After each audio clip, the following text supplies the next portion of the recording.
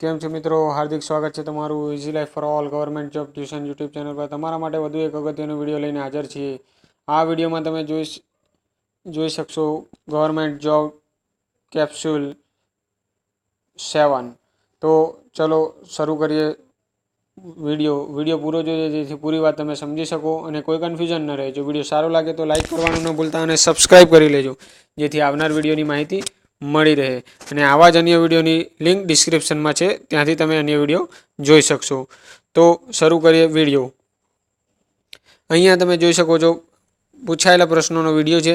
તો આ પ્રશ્ન પૂછાઈ ગયા જેથી ખાસ ધ્યાન રાખજો. ફ્લાવર માટે બર્ડ હોય, BUD બર્ડ.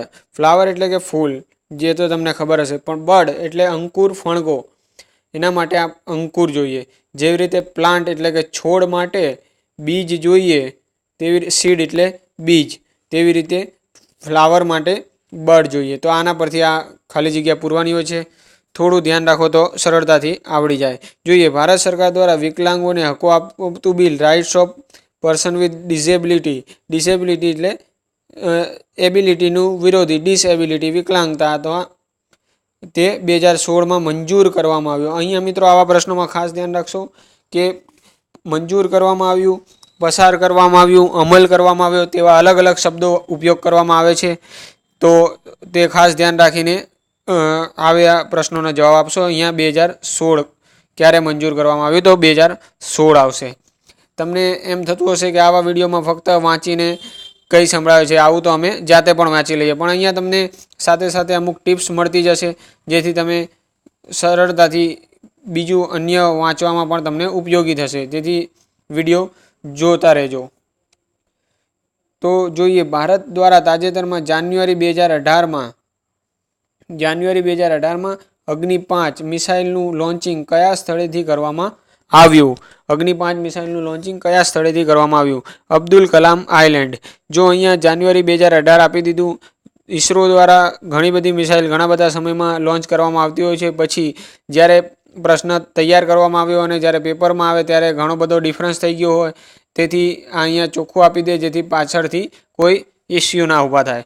તો અને ઈસરોના દ્વારા જે અગ્નિ 5 મિસાઇલો લોન્ચ કરવામાં આવે છે ને જે કરવામાં આવે છે તેના પ્રશ્નો ખાસ પૂછાતા જ હોય છે.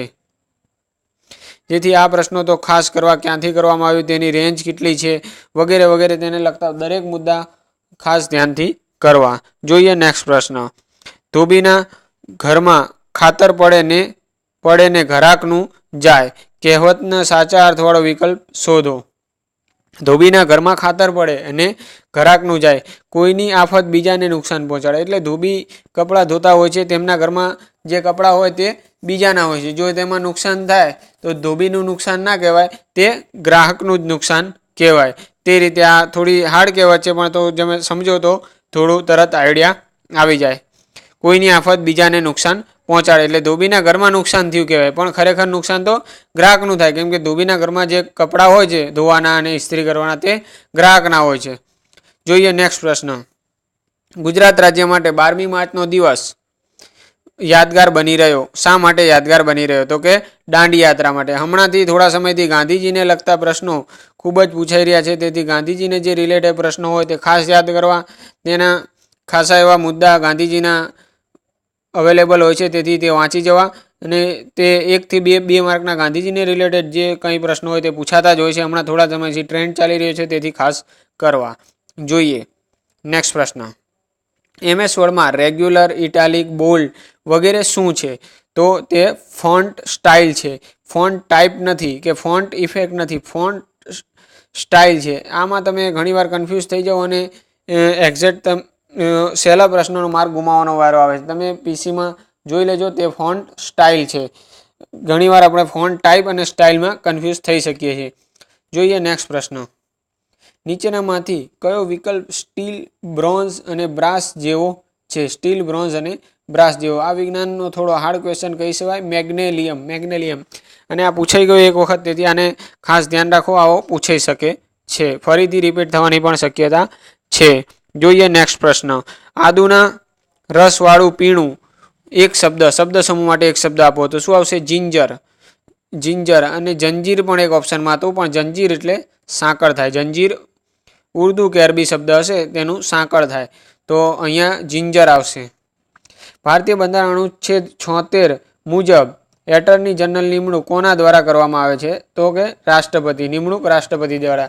આવી ઘણી બધી નિમણૂક રાષ્ટ્રપતિ દ્વારા કરવામાં આવે છે. આ પ્રશ્ન પૂછાયો એટલે તે બધી જ નિમણૂક તમારે કરી લેવી, જેથી ભવિષ્યમાં પૂછાય તો આના પરથી તે પ્રશ્ન પણ પૂછાવાની શક્યતા રહેલી છે. અનુચ્છેદ ને અહીંયાથી તે પણ ખબર પડે છે કે એટર્ની જનરલની નિમણૂક અનુચ્છેદ 76 મુજબ કરવામાં આવે છે, અને અહીંયાથી અનુચ્છેદ પણ ખાસ યાદ રાખી લો. નેક્સ્ટ ટાઈમ એવું પૂછી શકે કે રાષ્ટ્રપતિ દ્વારા એટર્ની જનરલની નિમણૂક બંધારણના કયા અનુચ્છેદ મુજબ કરવામાં આવે? તો અનુચ્છેદ 76 મુજબ.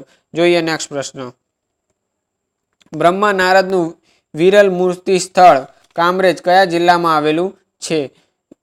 બ્રહ્મા નારદનું વિરલ મૂર્તિ સ્થળ કામરેજ કયા જિલ્લામાં આવેલું છે? તો સુરત જિલ્લામાં.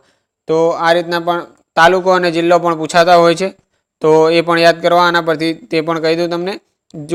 તો આ હતી ગવર્મેન્ટ જોબ કેપ્સ્યુલ 7. અન્ય પ્રશ્નો સાથે ફરી નવા વિડીયોમાં મળીશું. જો વિડીયો સારો લાગ્યો હોય તો લાઈક કરજો, શેર કરજો અન્ય મિત્રો સાથે. જો પ્રથમ વખત ચેનલ પર આવે તો સબસ્ક્રાઈબ કરી લેજો. તમારા મંતવ્ય કમેન્ટમાં જરૂરથી કહેશો. તો ફરી મળીશું નવા વિડીયોમાં ઇમ્પોર્ટન્ટ ટોપિક સાથે. ત્યાં સુધી રજા આપશો. સ્વસ્થ રહો, સુરક્ષિત રહો, તમારી આજુબાજુ સાફ સફાઈનો ખ્યાલ રાખો. જળ છે તો જીવન છે, પાણી બચાવો મિત્રો. Thanks for watching easy life for all.